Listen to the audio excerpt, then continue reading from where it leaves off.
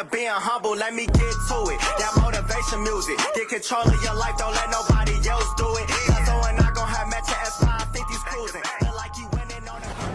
Yes, sir. What's up, everybody? Welcome back to The Run with me, Manny Wilson, all the way from Detroit to Chicago to your speakers and headphones.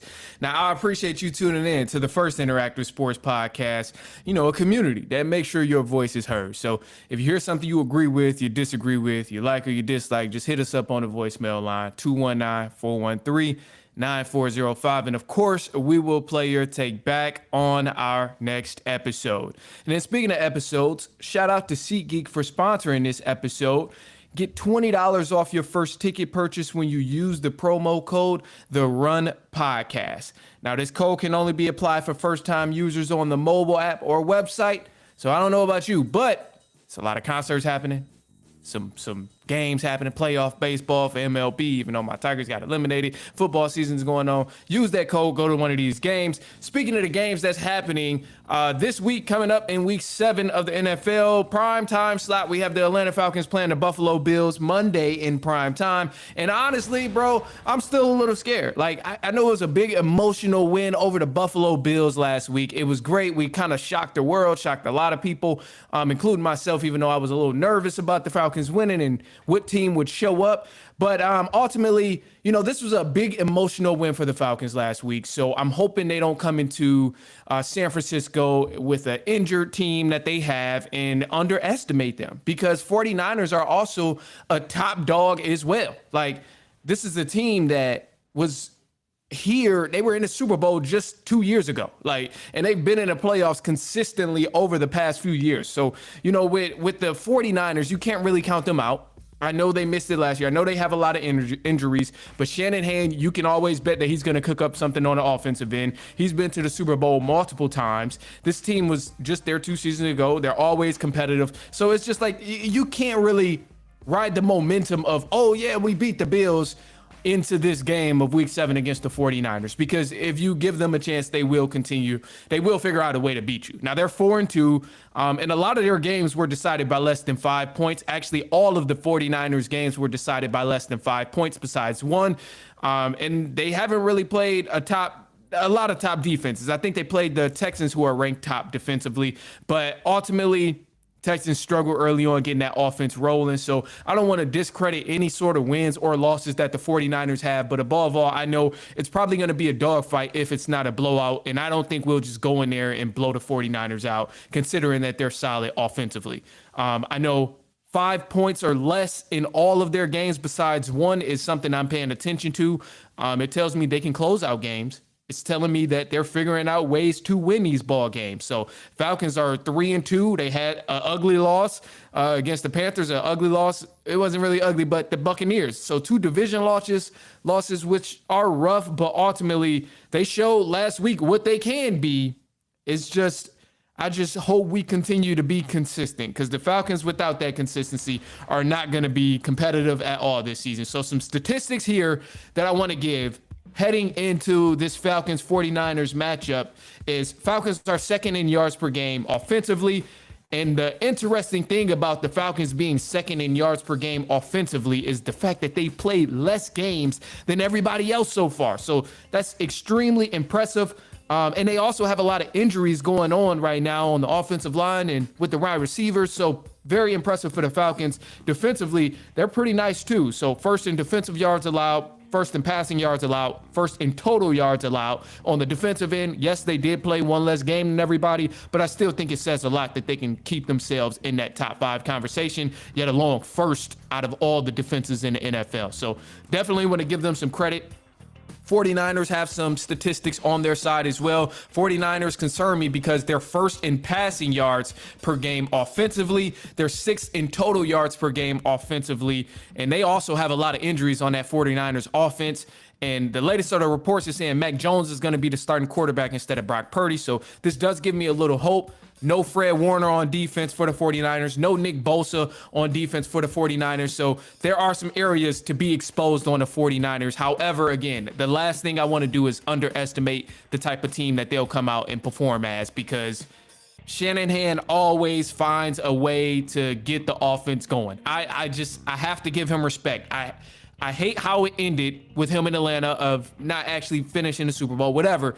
But you got to give Shanahan his credit. He always finds a way to get the offense rolling somehow, some way. So with that being said, even though Mac Jones is at quarterback, he'll probably make something happen. However, the aspect, too, that's interesting is no Bosa, no Fred Warner for the 49ers. The defense is not really as scary without Nick Bosa and Fred Warner. Now, these are huge hits to the 49ers defense, and it'll probably help the Falcons running game a lot tremendously, and also open up opportunities for passing because they won't be as aggressive on the pass rush from the 49ers. So we'll be able to obviously get the run game going with Bijan Robinson and his dominance of so far through the first 6 weeks of football. But ultimately, it won't be a gimme type of game. One of the things that's interesting, too, is with this Falcons defense, looking at how beat down the 49ers offense is. And I know they got some injuries there and they still have weapons. But the thing is, when Mac Jones is going to be playing and he is going to be starting with the 49ers here, it makes me a little excited because Mac Jones has been giving up a lot of sacks so far with this team. Like, the defense in Atlanta, like, we kind of have an advantage looking at this 49ers matchup here because defensively, Atlanta has been balling. We've got a sack in each game that we've played. And for Mac Jones, whenever he's been playing his last 3 starts, he's given up 8 sacks. And last week, he gave up 6 sacks against Tampa Bay. So I'm expecting the Atlanta Falcons defense to go out there and at least throw Mac Jones on the floor at least 3 to 4 times in this game. Now, I'll be happy if we get him at least 2 to 3 times minimum. But ultimately, we got Josh Allen sacked 4 times in that matchup last week. So I'm definitely expecting us to go ahead and get Mac Jones down a few times. So the Atlanta Falcons also generated the 6th highest pressure percentage so far in the NFL. So that's a plus to their defensive side. And, bringing Mac Jones down is something that's on my list. So I'm expecting the Falcons to definitely get to Mac Jones and kind of just bull rush him, bring him some pressure and get him down on the ground to slow this 49ers offense down. But above all, I'm not trying to overlook anything from the 49ers perspective because McCaffrey is still probably going to be playing. I think they'll get Juwan Jennings back as well. Don't quote me on that part, but Purcell, he might be back as well. So you got a lot of different guys and some weapons on the 49ers offense that they'll come out and try and utilize. But above all, I'm expecting the shootout here with this Atlanta Falcons and 49ers matchup. Man, I think it'll be something to look forward to.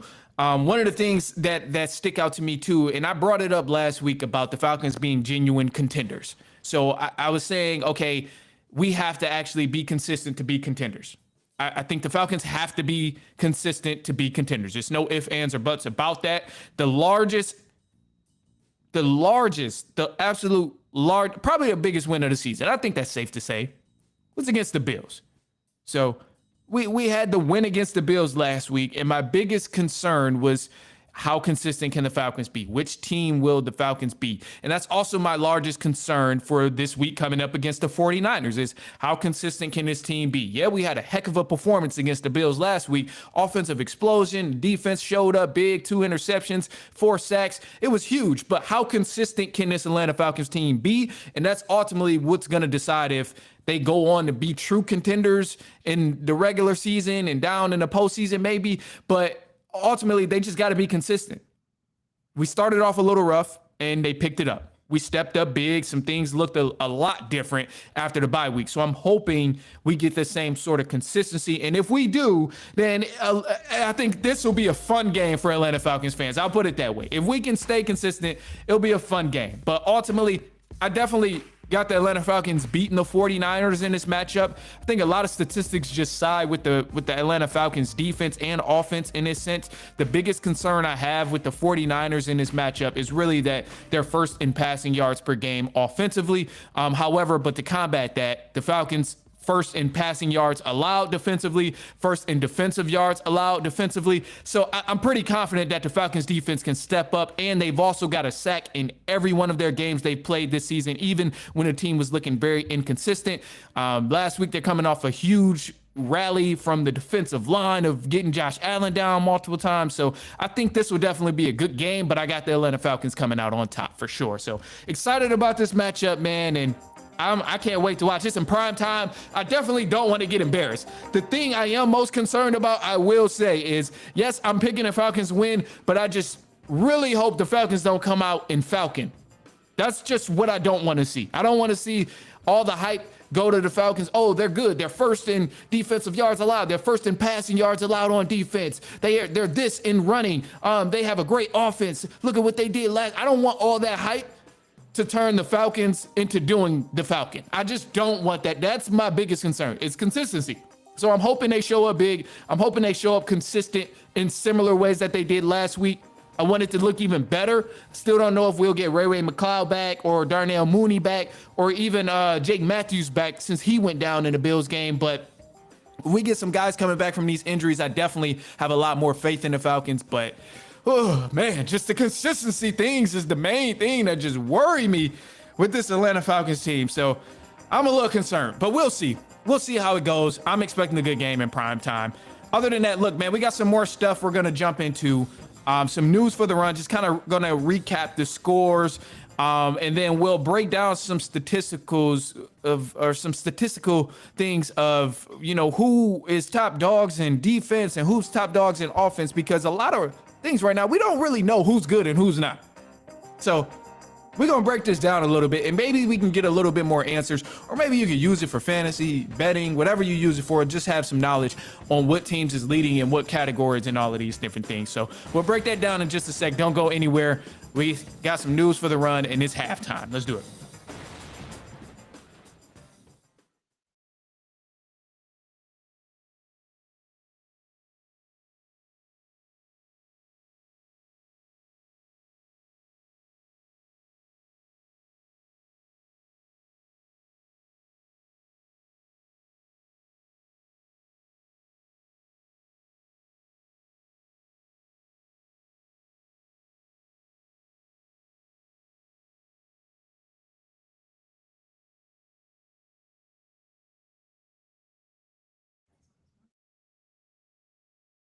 All right, I'm about to start again.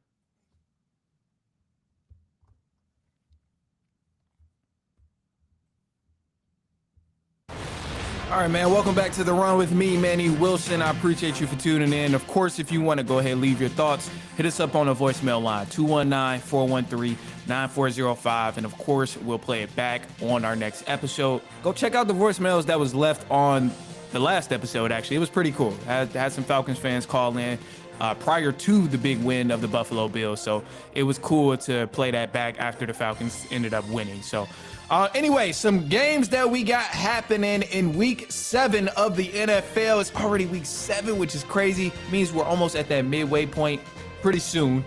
But anyway, kicking it off, Thursday night football, Steelers versus the Bengals happening in Cincinnati. No Joe Burrow, obviously. So personally, I'm siding with the Pittsburgh Steelers to win this game. After that, Sunday football, we have the Falcons and 49ers in prime time. This game is happening at Levi Stadium. Expecting a very good game, so listen to the first half, and man, I'm expecting a good game. I do have the Falcons winning for multiple reasons that I'm not going to restate again, so listen to the first half. Other than that, we got the Rams playing the Jaguars in England. This game is happening at 8:30 a.m. This is Central Time, Eastern Time, probably 9:30 in Pacific Time. Boy, you're getting up at 6 a.m. sharp, which is just insane. I can't believe that they doing a home team like this. The Rams are in LA. If you're in LA, you got to get up at 6 in the morning to watch this game. Man, I know, I get it's beneficial for the people in London at that time, but the home team fans can't even watch the game unless they get up at 6 a.m. To me, that's outrageous.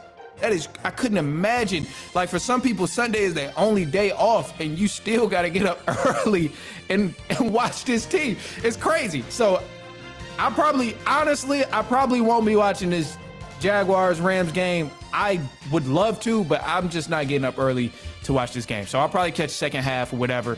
Yeah, I'm just not going to get up early, man. Sundays are days I get to sleep in, and I have to take advantage of that. I'm sorry. Other than that, we got the Saints playing the Bears at Soldier Field in Chicago. Dolphins playing the Browns. Patriots playing the Titans. Raiders will take on the Chiefs in Missouri at Arrowhead Stadium. Eagles playing the Vikings in Minneapolis. Panthers will take on the New York Jets. Now, the Jets here are yet to win a game. They still haven't won a single game. And honestly, I don't really think they'll beat the Panthers because, yes, the Panthers, they can be a laughingstock at times. But usually after Bryce Young throws that first interception, he turns into a completely new person, turns into Tom Brady, turns into Cam Newton. He's just like a completely different quarterback after that first interception for some reason. But in the last few games, after Bryce Young threw his first interception, he started dominating, ended up winning the game. So, crazy. But I definitely got the Panthers beating the Jets over here, so interested in that game for sure. The Giants will take on the Broncos. I'm curious about how the Giants will look after that big win last week. So, Broncos are 4-2. They've been rolling right now, and they're in this conversation about statistics that I'm about to have. So, Colts will play the Chargers. In Inglewood, that's going to be a great matchup as well at SoFi Stadium. But I think I want the Colts to win, and I have the Colts winning. But I'm expecting a duel here, and this is definitely one of them games I'm looking forward to watching come Sunday. Cowboys and Commanders will also be a good game. It's happening midday. Ooh, man, you love to see this, but Cowboys are going to be home. I'm anticipating this matchup. And then Packers will play the Cardinals. And for Monday Night Football, another doubleheader. One, I don't know who keeps bringing these doubleheaders for Monday Night Football. Personally, it's hard. It's hard to watch both, man. It's hard to be fully invested in two games on Monday Night Football, especially if your favorite team is playing on one of these games. So I'm not really a fan of these doubleheaders on Monday Night Football. It's a little weird to me, bro. It's a little weird, honestly. But you got the Lions and the Buccaneers playing each other on Monday Night Football. And, man, this is going to be a great matchup. I'm so excited about this matchup between the Buccaneers and Lions. Lions are 4-2, lost last week against the Chiefs. Buccaneers are 5-1. Baker Mayfield has been on a tear. He's been closing games out. He had comeback wins early in the season.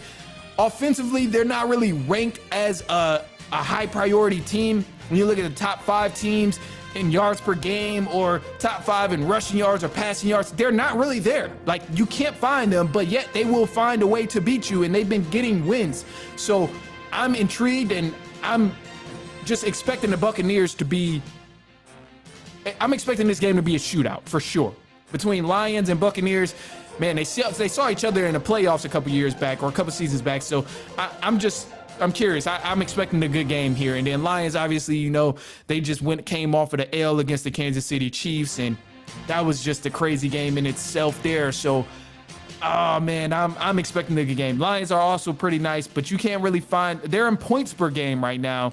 I think they're second in points per game as of right now, behind the Colts, which is crazy. But Lions are definitely a great offensive team. Buccaneers are definitely a great offensive team with the MVP on there, who I think is the MVP, Baker Mayfield. So it'll be an interesting matchup here to see what can go down, man. So both teams dealing with a lot of injuries. Baker Mayfield doesn't have half of his receivers or any receivers, truthfully. Lions done lost half of their defense. So it'll be interesting to see this Buccaneers-Lions matchup. I think if I have to choose a winner, I don't want to really go against Baker Mayfield because of how he's been closing these games out in the first half of this season or through so far of week 7 in this season. Baker Mayfield has been on a tear, so I don't want to go against him, but the Lions are at home. So I think because the Lions are at home, I'm going to go with the Detroit Lions to win this game over the Tampa Bay Buccaneers. Plus, they are coming off a kind of a bogus L in the Kansas City Chiefs game. So I think the Lions will bounce back and end up winning this game and giving the Buccaneers another L. So it's going to be a great matchup, though. So I'm geeked for this on Monday Night Football. So other than that, you got the Texans and the Seahawks in Monday Night Football, and I probably won't be paying too much attention to this game, truthfully. But I'm hoping it's another good matchup that we get to see. But double headers, I'm going to be focusing on the Buccaneers and Lions in this game. So excited about that. Now, however, look, we got some other things, too, because The numbers in the NFL right now, when you look at all the teams who are good or proclaimed to be good, or the teams who might be bad in the NFL, it's hard to really gauge who's who and who's doing what and what teams are doing what. So the thing that I wanted to break down is just the stats of who's doing what on defense and who's doing what on offense. So starting with the defense, this is the top 5 defenses based on yards per game right now. You have the Atlanta Falcons, the Denver Broncos, Cleveland Browns, Houston Texans, and the Green Bay Packers are the top 5 defenses in yards allowed per game. Now, to break this down a little bit and to dissect each of these teams and what they're doing defensively, the Falcons, they did have a bye week. So that's partially of why they're leading in defensive yards per game. Obviously, it's still very impressive because they are keeping their name in that top 5 conversation, whereas there's other teams who play less than 6 games so far to this point, and yet they're not in that conversation of top 5. So I still think it's very impressive for them. They're first in passing yards allowed, first in total yards allowed. So Falcons, that defense has proved to be legit so far in every game this season. They've also gotten a sack. They sacked Josh Allen 4 times. They forced Josh Allen to throw 2 interceptions as well in that game last week in prime time. So, Falcons defense has proved to be legit to an extent. The only thing that has always been my concern is just the consistency.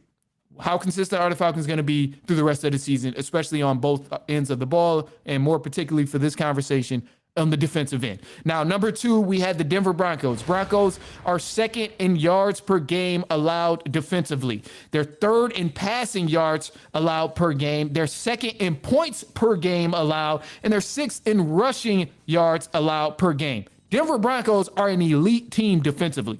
It's no ifs, ands, or buts about that. They're scoring on the offensive end, keeping them in a lot of games. But defensively, this team is only allowing 15 points per game against them. And the AFC West is nice. So the Broncos are nothing to play with when you talk about who's legit on what side of the ball. Safe to say Broncos are elite defensively. Yeah, they got a 4-2 record too. So they're sitting pretty comfortable right now. They look good, especially when you watch or you put together the eye test along with the statistics. So Broncos definitely solidified that 2 spot in defensive yards per game. As of right now, this is up to week 7, so anything can change after this week. However, the Denver Broncos or the Cleveland Browns is at number 3 right now in rushing yards allowed per game. They're third in defensive yards allowed per game, and the Cleveland Browns are also 7th in passing yards allowed per game so far. Now, despite all of these things about the Cleveland Browns, this is a team, defensively, they're the real deal. It's safe to say Browns are the real deal defensively. I mean, you're third in total yards allowed per game defensively, third in rushing yards allowed per game, 7th in rushing yards allowed per game. They just need help from the offense. They're the real deal defensively, but they haven't scored over 17 points in a single game of the season just yet. And we're up to week 7. So the Browns, they got a lot of work to do offensively. It's only so many games the defense can keep them in games and competing and staying in the game, but you can't really do much if you're not getting points on the board to outscore the other team. So defensively, Browns are the real deal for sure, but they're 1-5, so they're just not translating to getting wins on the offensive side. So that's the change I need to see from the Cleveland Browns. 4, Houston Texans are 4th in defensive yards per game. They had a bye week, so they also, played one less game than a lot of other people. But ultimately, this team, they're pretty solid defensively so far. They play less games, and it's still very impressive, but 4th in defensive yards allowed per game, which is pretty good. 1st in points per game allowed for the Texans, and they're 5th in passing yards allowed for the Texans as well. So, these type of things are good to see if you're a Texans fans. And the most impressive thing for me is, yes, obviously the Texans defense is stepping up big time right now, but teams are only averaging 12 points per game against the Texans. Nobody has got above 10 points against the Texans besides the Tampa Bay Buccaneers, who have the potential MVP in Baker Mayfield. So The offense struggled early on, which kind of hurt that record and the overall narrative with the Houston Texans. The O-line couldn't hold anything, but the last 2 weeks, they've won 2 straight games, and they hung up 44 on the Ravens and held the Ravens to 3 points. So if anything, your doubts about C.J. Stroud and the offense, those are, I get it. Those are, that's acceptable. I understand those type of doubts with the Texans, but defensively, there's no doubt about it that this team is pretty elite defensively. I think they're the real deal. Allowing only 12 points per game against anybody is impressive. Holding everybody to 10 or less besides one team is pretty impressive so far up to week 6. So man, you got to give them some credit there. And then the fifth team here is the Green Bay Packers. The Packers, they did have a bye week as well, but they're first in rushing yards allowed and fifth in the total yards allowed per game. So Packers, they kind of got it figured out on both ends of the ball so far. 3-1, and I mean, they're looking at another matchup too that they might get some wins on. So it'll be interesting to see what the Packers can do. Now, however, we will discuss more of the offensive side of this at a different time. Only thing I'll say right now for the offense in terms of yards per game is the team's ranking in yards per game total right now. Top 5 teams based on yards per game offensively is the Dallas Cowboys, the Falcons at number 2, the Buffalo Bills at 3, Indiana Colts at number 4, Rams at number 5. So those are the top 5. You got Cowboys, Falcons, Bills, Colts, and Rams based on offensive yards per game offensively. So second in passing yards is the Cowboys. They've been doing their thing. Third in points per game. The thing that probably stands out to me the most out of all these teams is really the Colts. The Colts, fourth in total offensive yards per game. Colts are also first in points per game, which is impressive. And they look like the real deal so far. And you can't just discredit what Indiana Jones is doing right now. Daniel Jones is balling, and he's fifth in pass, or that he has the team fifth in passing, I should say. So Colts, they're the real deal, man. I think if you haven't watched the Colts so far, you definitely need to tune in and see what kind of brand of football they play, because they look good, man. I would continue to vouch for the Colts and what they're doing, because they actually really do look good, and they're an elite team. So what's crazy about this is, like, each time you go to a different stat category, it's a new top 5 and who does what good and who does what the best. So if anything, this only shows that there's a lot of good teams in football, and this is only the top 5 of each team. If I was to do the top 10, it is a little more, like, you see a little bit more of the same teams in that top 10 compared to the top 5, but the only teams that's showing up the most offensively in a consistent stat category is really Colts, Bills, Falcons. Outside of those 3, you're not really seeing that many teams. So truth is, it's hard to get a good gauge of what teams is so good right now through the first 7 weeks of football when the stat categories are so evenly spread amongst everyone. So it's pretty cool. I like it. I love that we don't know who's going to go to the Super Bowl or anything right now. To me, it's one of the favorite things about this season so far. I love it. So fact is, there's just multiple good teams so far in the league. So that's all we got, man. I do appreciate you guys for tuning in. Of course, anyone who tapped in on the live, you listening on Instagram, Twitter, or I don't really post on Twitter, but TikTok, YouTube, follow us on all of that stuff at The Run Podcast. Follow us on YouTube, The Run with Manny Wilson. And other than that, man, a positive note on the day is just going to be continue to put your best foot forward. Simple as that. That's all I'm going to leave it as. And other than that, man, I'm up out of here. I do appreciate you for tuning in, and we'll be back later on next week. And so on and so on and so on.